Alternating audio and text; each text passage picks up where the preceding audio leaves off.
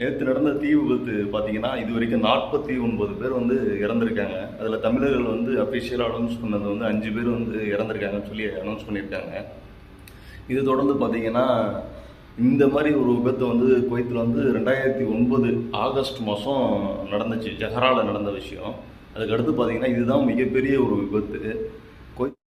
Kuwait அரசாங்கம் பார்த்தீங்கன்னா தீவிரமான நடவடிக்கை எடுத்து அனைத்து பேர் மேலேயும் வந்து சட்ட நடவடிக்கை எடுத்திருக்காங்க. அதாவது குவைத்தில் வந்து சேஃப்டி வந்து ரொம்ப முக்கியம். குவைத்தில் வந்து யாருக்குமே எதுவும் ஆக விட மாட்டாங்க.